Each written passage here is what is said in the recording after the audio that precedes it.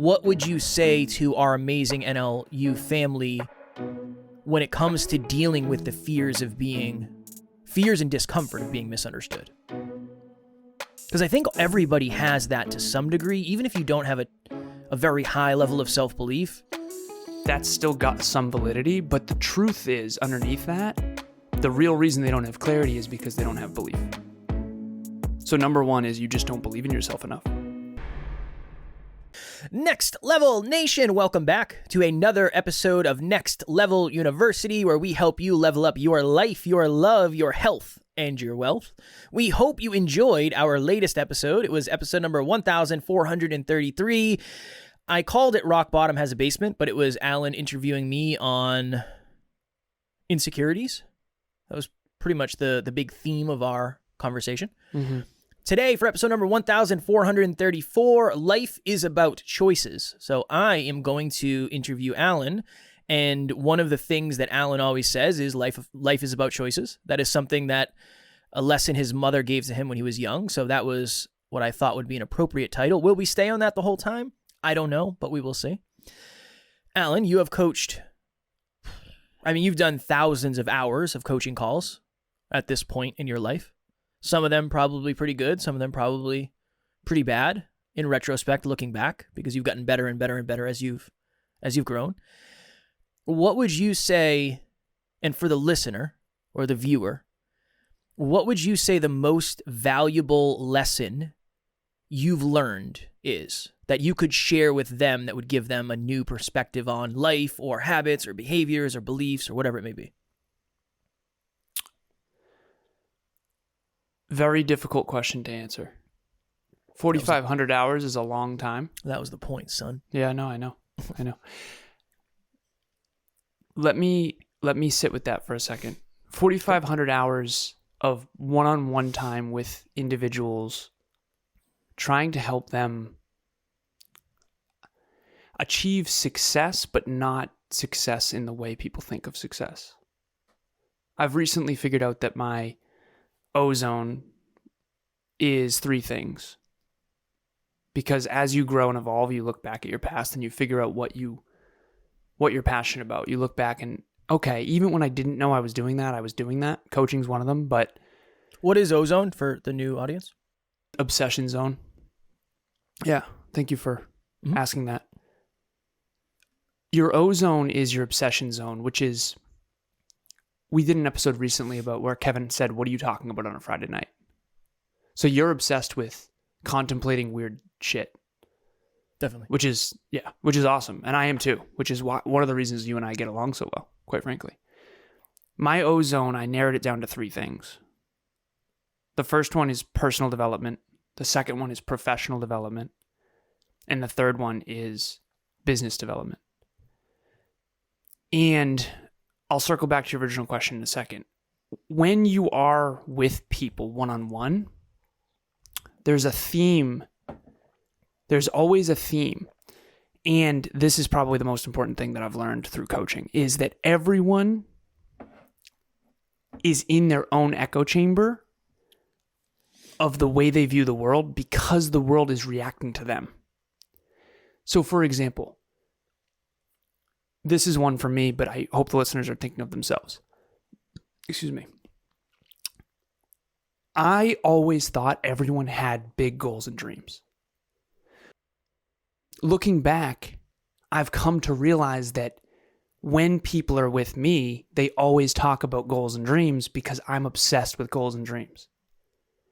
And so I lived in a world where I believed that everyone was aspirational, that everyone had big goals and dreams, and that everyone cared about getting better, and that everyone wanted to maximize their potential.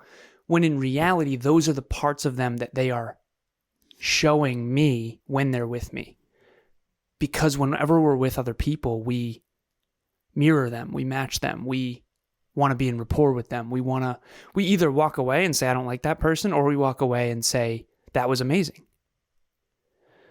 And everything in between. And so the most important thing that I've learned is all of us have a inaccurate perspective of who we are and how the world works, because we are all living in our own echo chamber. If you are obsessed with music, everyone else is going to bring out the part of them that loves music when they're with you. And so you're going to think that everyone loves music as much as you do. And your belief systems are going to be built on that. And then you're going to be frustrated when certain things don't match that, when you notice certain things that don't match that. So for example, if I live in a world where I think everyone's going to achieve their goals and dreams and everyone believes in themselves and everyone cares about getting better every day and everyone wants to be a good person and no one wants to lie and everyone wants to be the most virtuous version of themselves, and that's the part they're showing me when they're with me unconsciously, and then I notice people, places, things, and ideas that don't match that, I'm going to be not knowing my own value in comparison. So I think that's the number one thing I've learned, is that everyone's self-concept, which is your view of self, and their self-efficacy, which is your ability to achieve things in the external world, are always off. 4,500 calls, hundreds if not thousands of people. There's never been a time where someone wasn't inaccurate about themselves, how they work, why they work that way, and the world, how they work and why it works that way, how it works and why it works that way. And us included. 100%. That's right. We've been leading that charge, hopefully, for the last 6 years. And what's ironic is we're still inaccurate. We're just more accurate than we used to be. Yeah. Okay. You've been doing this, you and I have been doing this, but you've been doing self-improvement a lot longer than I. Let's just say 6 years ago, I probably asked you this question. Maybe not, because I probably didn't have the awareness to understand the importance of the question. But 6 years ago, if I asked you on episode 1 of the Hyperconscious podcast, what is the biggest thing stopping people from accomplishing their own unique version of success? What would you have said 6 years ago? And then what would you say present day today? What I would have said 6 years ago is probably they don't know what they really want, or something about clarity. I probably would have said people aren't clear. They aren't clear on what they want to achieve, so how could they? I just feel like a lot of people are very directionless. That's my old answer, and that's still got some validity, but the truth is, underneath that, the real reason they don't have clarity is because they don't have belief. So number one is you just don't believe in yourself enough. Because if you did, you would find clarity. Has that been a hard awareness for you? Definitely. Why? We did an episode recently where I talked about these two little boys at the Next Level Hope Foundation, and how one of them, I was studying, and that's one other through line too, is I've always been studying behavior. And I was studying these two little boys playing wiffle ball. And one of them has a very positive self-concept where the song stuck in their head is, I'm amazing, I'm going to win, I should win, I'm great.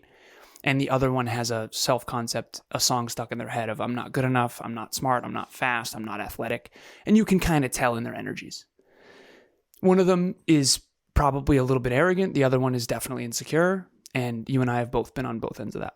For sure.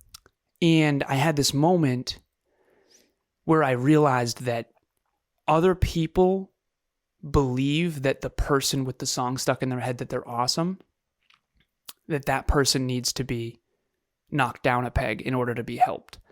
And there is some truth to that, because obviously arrogance is not an effective quality. If you think you're better than you really are, you're in trouble when you actually get in the ocean with bigger fish.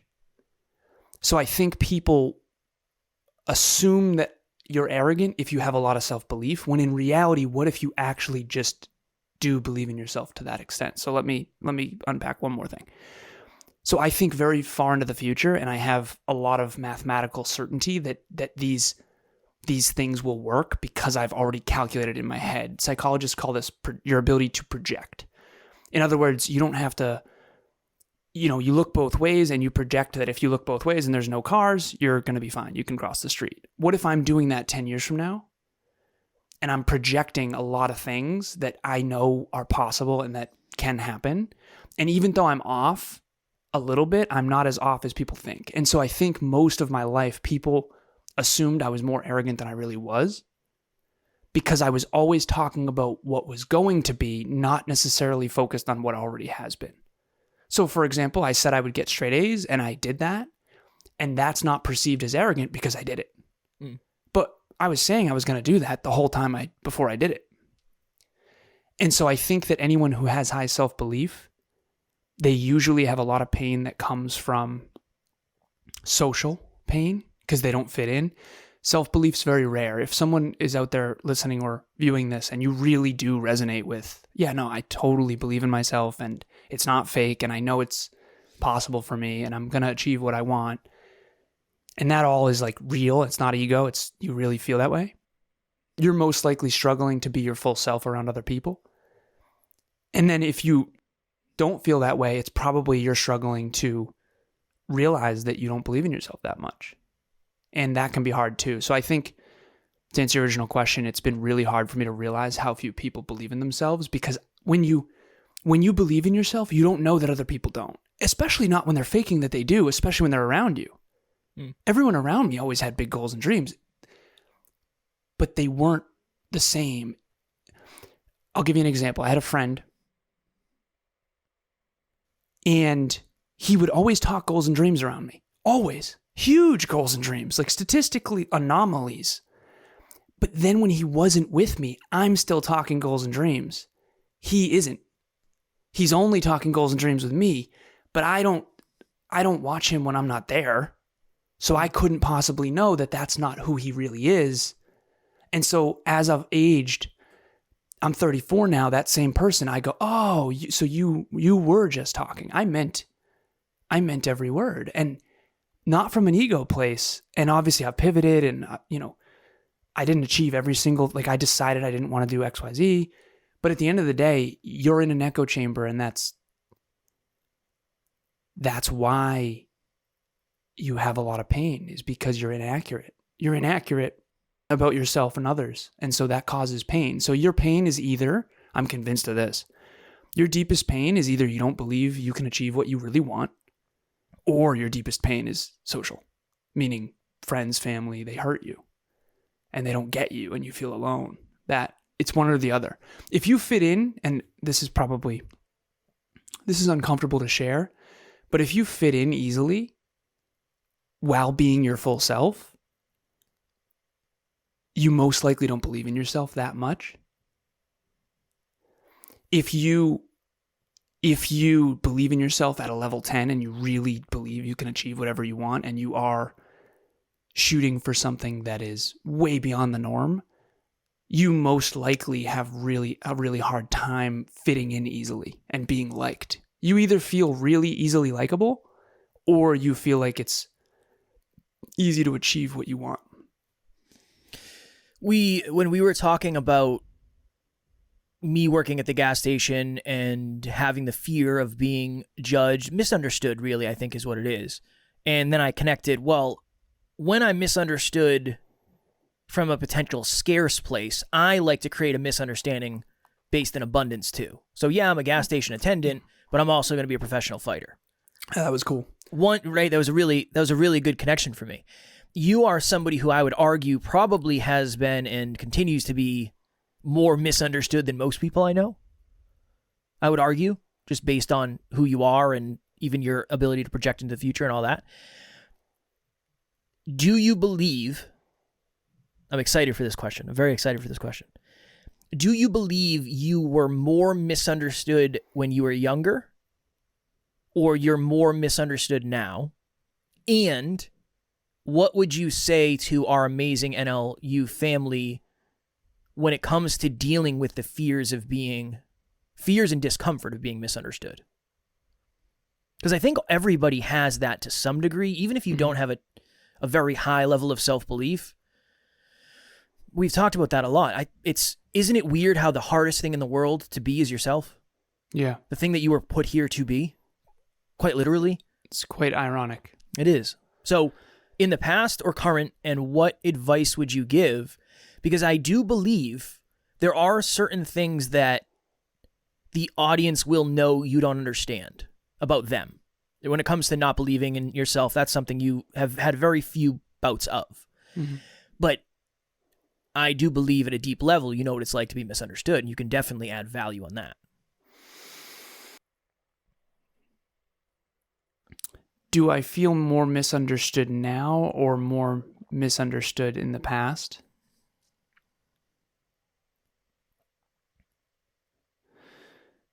I would say now I'm more aware of how misunderstood I feel. So it feels like it's more now, but I don't think it is. I think I've always felt misunderstood. I just wasn't aware of anything different.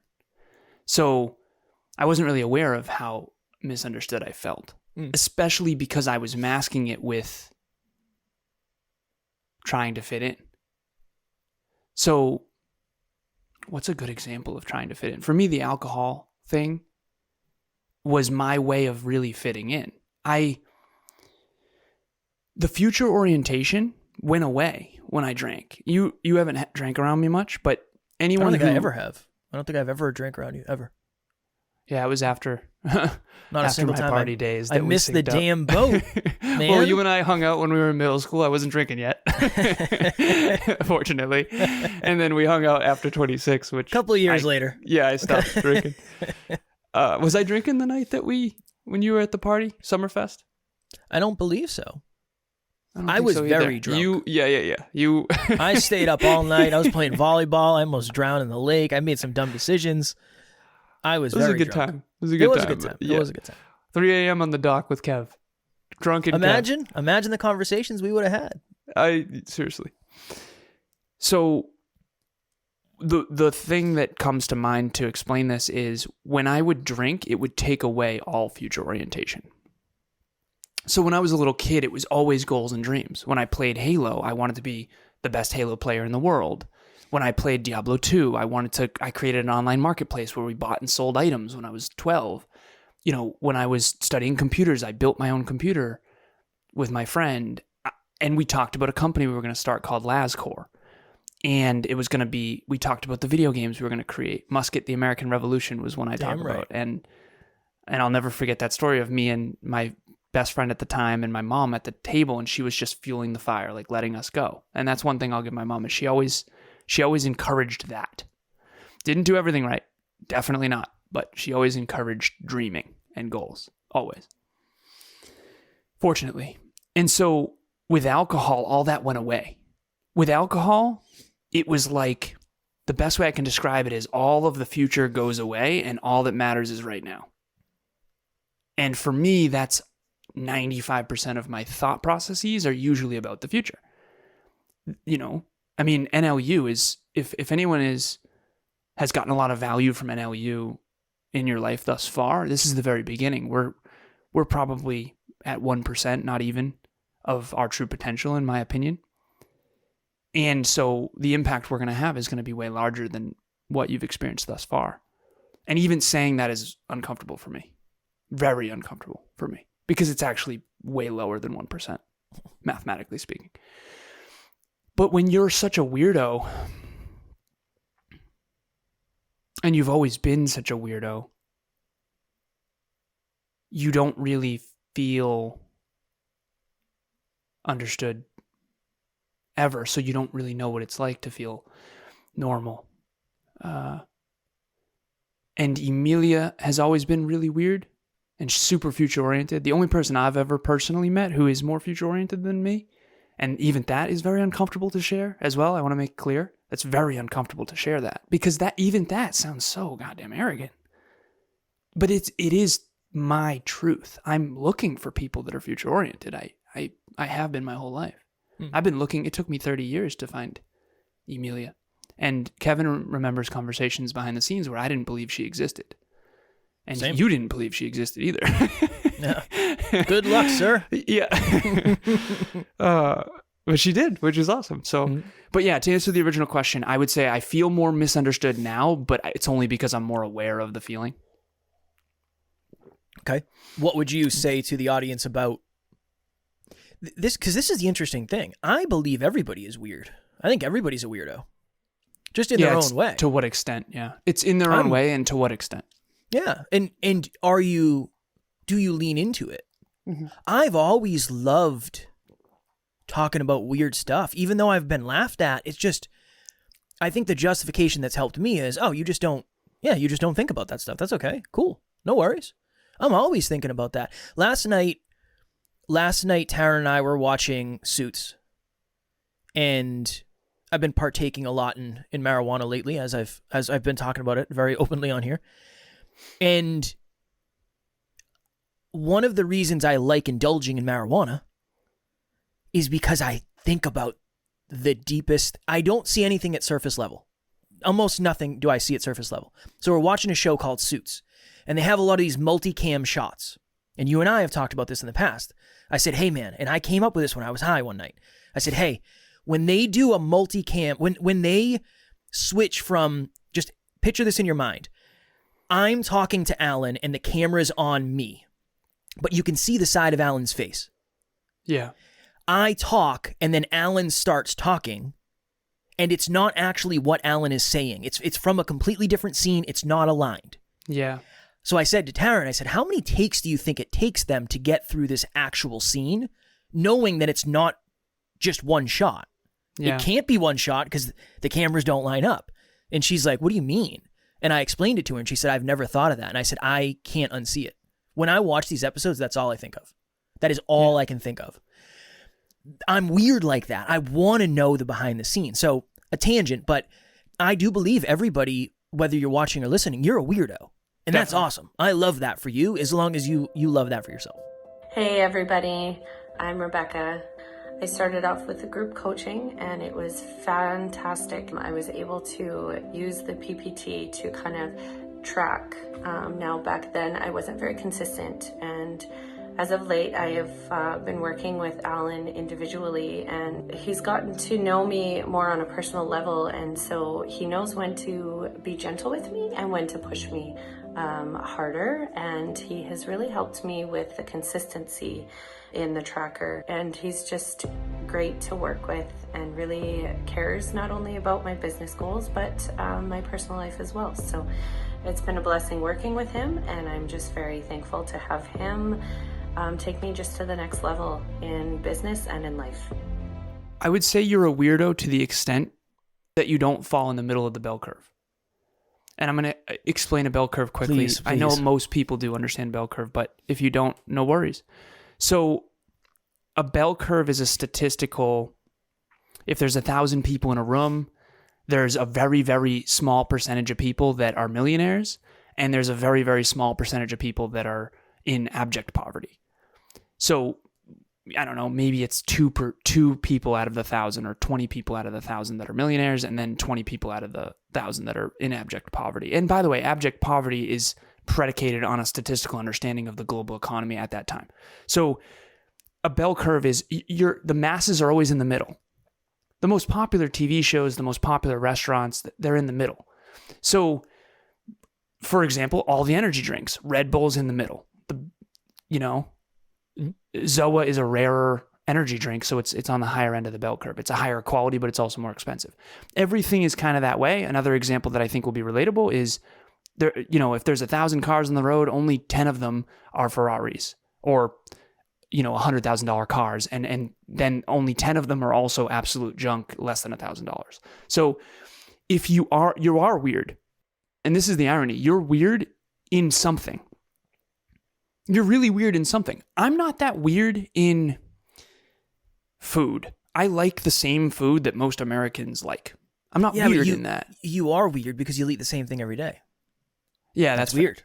That is weird. That's even within the normal, there is weird. Yeah, and I think everyone, to the extent that you own your weird, is the extent that you will be fulfilled. But you have to go against wanting to fit in order to do that. So I'm convinced, and would you rather fit in or would you rather be yourself? That's a question that you should ask yourself forever. And I joke and I talk about when I was in college, I lost myself because I was what someone else referred to as the most popular kid on campus. Even when Kevin and I went to the speech in Pittsburgh, there was a fraternity brother of mine there that was surprised my name was Alan.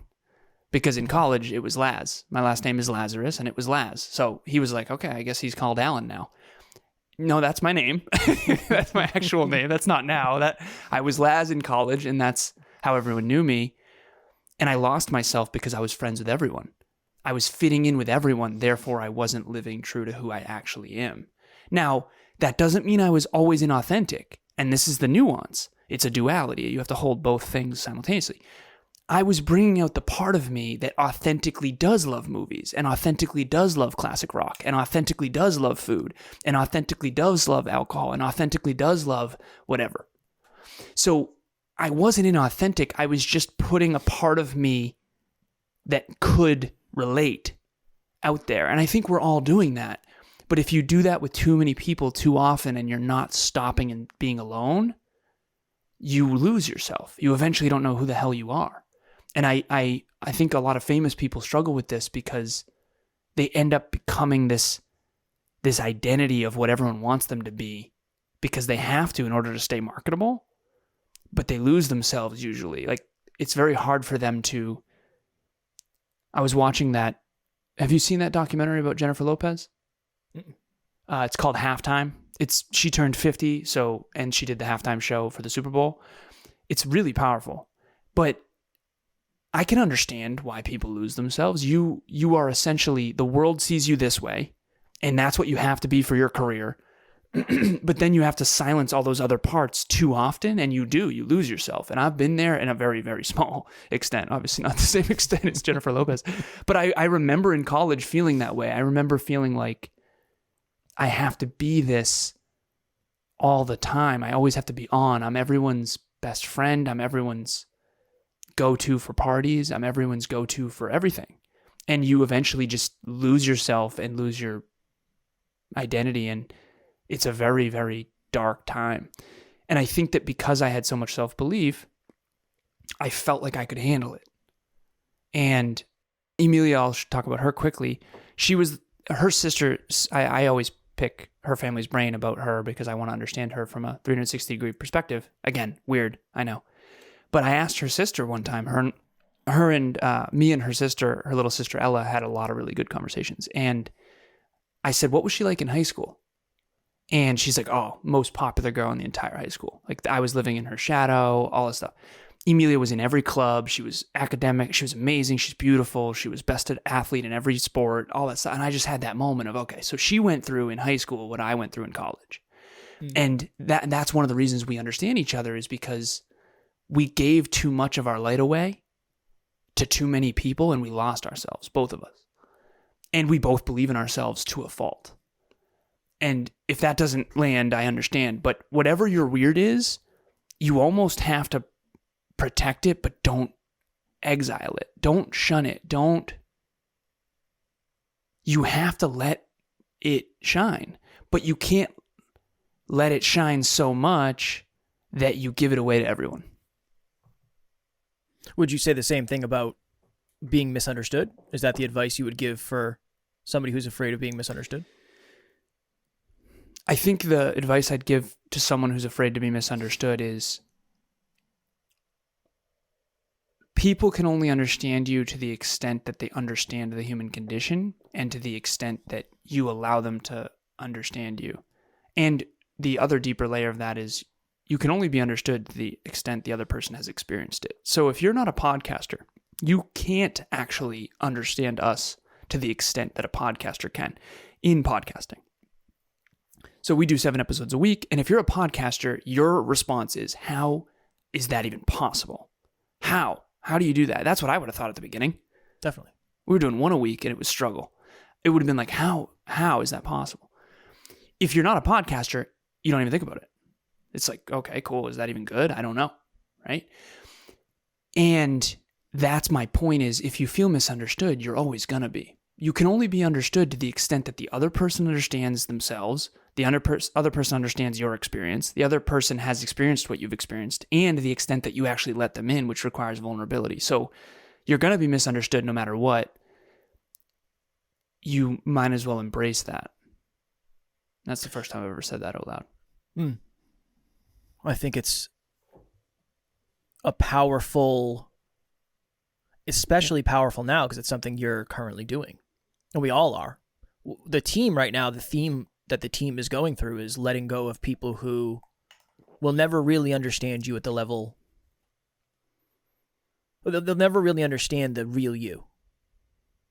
The real authentic version of you. Yeah.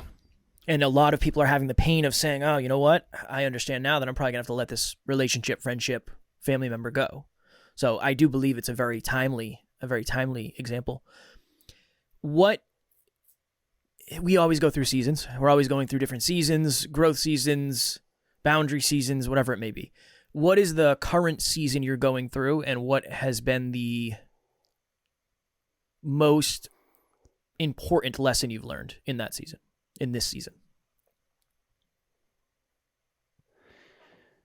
The current season I've been going through. One of them would be the realization that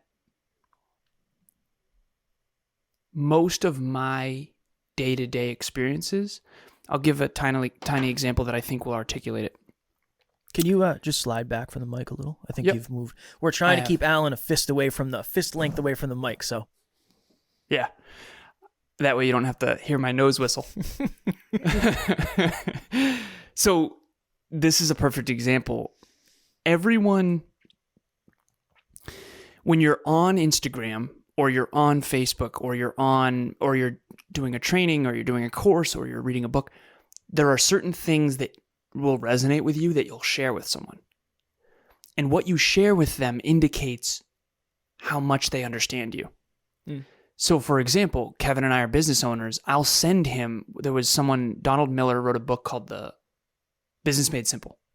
And he said something on Instagram that I really resonated with. And I shared it with Kevin because I know you'll know why it resonated with me and it will resonate with you to an extent. And it's something that I tried to share with you. Okay, so my point of that is yesterday I found this graphic that, you'll laugh when I tell you this, Kev. I found this graphic that shows the globe and it shows the percentage of the economy that each country is. Mm. Did I send it to you? Mm-mm. Oh, I didn't send it to you. Okay, I sent it to Emilia. Because she and I one time had an argument, a healthy debate about the global economy. I study economics. I always have. I'm obsessed with it. I love numbers. The point that I'm making here is that I know she cares about that as much as I do.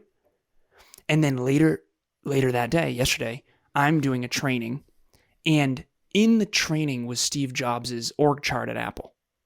And the org chart is quantum. It's not hierarchical. It's Steve at the center, and then he reports to these people, and Tim Cook, the current CEO of Apple, is on the org chart, which is fascinating because obviously he was promoted to CEO after Steve Jobs passed away.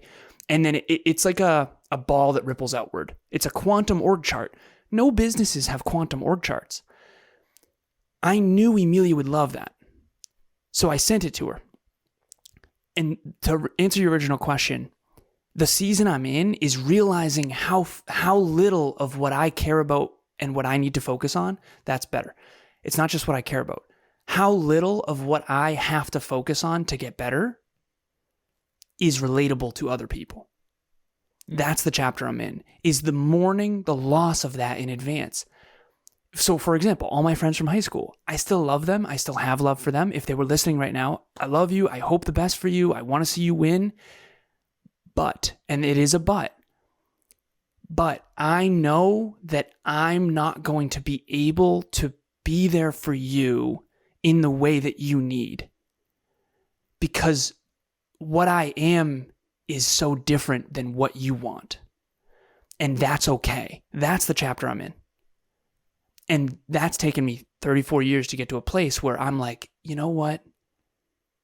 I'm not really valuable to that person in the same way. It's like the best analogy I have is, imagine I'm a rapper, but I'm singing in front of a country audience, an audience who hates rap. Imagine I'm a rapper and I'm in front of an audience of 1,000 people that hates rap. They not only don't like rap, they actually think rap is the problem. They think rap is what made the world go to shit. That is how I feel sometimes around certain people. And it's not against them, it's not against me. The chapter I'm in is, I'm not what they want. I'm definitely not what they think they want, what they want. I might be what they need, but they're not aware of that yet. So that's okay. I'm not going to try, because if I try, what I used to do is try to be the version of me that they would like, or that they would enjoy, or that they would want, so that I could eventually be more of me. And that was a losing game. So the chapter I'm in is mourning the loss of being relatable to most people. And that doesn't mean I can't relate. It just means I'm not going to go out of my way to try to help people who don't like rap, so to speak. Okay, we have 5 minutes left. Rapid fire. It's only one thing, but rapid fire this one thing. And the reason I give you this is because a lot of people give me this at the end when I'm on podcasts. And this is very much, I'm pretending I don't know you. You're not on this show. This is a regular interview. I'm interviewing you. 1 minute. You have 1 minute to leave the audience with the most powerful thing you can. But if you go over 1 minute, I'm coming to your house and I'm taking it. Challenge accepted. People say life is about the journey, not the destination. While I understand why they say that, it's very inaccurate. The destination you choose in advance dictates most of the journey. Driving from Boston to LA is very different than driving 30 minutes south. So you need goals. You need goals. If you don't have goals, you don't have direction. If you don't have direction, you don't have clarity. If you don't have clarity, you don't have consistency or momentum. And if you don't have momentum, you're not going to have great results. You're going to feel lost. You're going to feel directionless. And by the way, you're not going to have goals if you don't have self-belief. 2 things that matter most in the world. Number 1 is self-efficacy, also known as self-belief. You can build it. You have to start small, say you're going to accomplish something. You have to go do that thing no matter what it takes. Keep the promise to yourself, and then you have to self-assign it. When you self-assign it, you build real belief, not ego. Now you can aim a little bigger. And it's like a staircase, 1 stair at a time. Second piece, self-worth, also known as self-concept. How you see yourself is dictating everything you do and don't do, say and don't say, think and don't think, feel and don't feel. All I'm doing in coaching is mostly those 2 things. I'm getting people to aim a little higher by seeing themselves a little better, and then proving to themselves that they can do it. And then everything starts to build momentum, and all of a sudden they end up with these huge goals and dreams. And then you see them and they have these huge goals and dreams, and you think, I could never be like that. No, you could. They started just as small as you did. And maybe you can't be exactly like them because we're all unique, but you can be more than you are now, no matter what. Very well said. If Alan went over a minute, please screenshot it and send it to me on Instagram, and I'll send you like a $10 Amazon gift card or something. I'm sure he went over. That's why I tested it, but very, very good answer. Thank you. Strong work.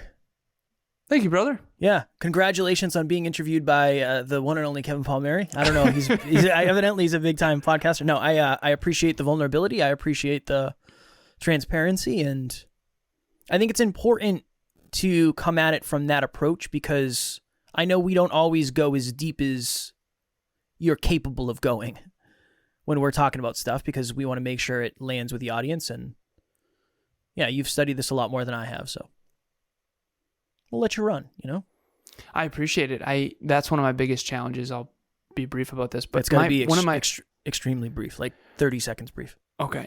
One of my biggest challenges is I don't know how deep I've gone, and it's hard to transcode everything that I know in a way that's going to help people. So thank you for letting me go deep. And of course, this was awesome. Yeah. I enjoy this very much. I want to get to a cadence where we can do this every week or every month. I don't know yet. I want to do it. I just don't know what it looks like yet. And we've done things in the past where it was, okay, it's going to be Motivation Monday, and we didn't really like that. And I don't, whether you're watching or listening, I don't think you really liked it either, depending, basing on the numbers that we saw. So maybe we'll try to figure out something. Next Level Nation, we talked about the fear of judgment a little bit today, being misunderstood. Our next monthly meetup is, oh my goodness, I jeffed it. It is, so I'm going to be away in Belgium for half of September. We usually do our meetup the first Thursday of the month. I'm not going to be here for the first Thursday or the second Thursday. So this is what we're going to do. We are going to do our next monthly meetup on Thursday, September 1st. And that monthly meetup is dealing with the fear of judgment and rejection. If you're a dream chaser, anybody, you're most likely going to come across or against the fear of judgment and rejection. Whether it's asking somebody to be a client, asking somebody out, trying to get somebody to do something with you, whatever it may be, we're all going to face that. So that is what that monthly meetup will be about. Totally free. It is totally behind the scenes. You do not have to participate, or you can participate all you want. Link will be in the show notes. I don't know if we've created it yet, but link will be in the show notes. We'll make sure it is.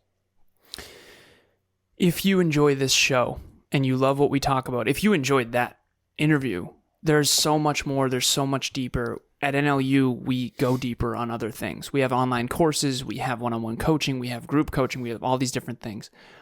We have an online course that's completely free, which I think is a great next step. Totally free, free 99. It's called The Next Level 5 to Thrive. It is the fundamentals that have gotten Kevin and I here, and these fundamentals are what we still use today. So it's called the 5 C's. I'm not going to give the 5 C's away because you got to go find them yourself. But these 5 C's we still check in on today. We still are trying to be 10 out of 10 in these 5 C's. And there's no way, if you took away these 5 C's from Kevin and I, there's no way we would be where we are today. 100%. Tomorrow for episode number 1435, one powerful health awareness you may not know yet. I've been diving very much into fitness and nutrition just because that is the season I'm in. Bodybuilder Kev is back, so I wanted to do an episode on that. We will do it tomorrow for Monday's episode. As always, we love you. We appreciate you. Grateful for each and every one of you. And at NLU, we do not have fans. We have family. We will talk to you all tomorrow. Keep making good choices. Next Level Nation.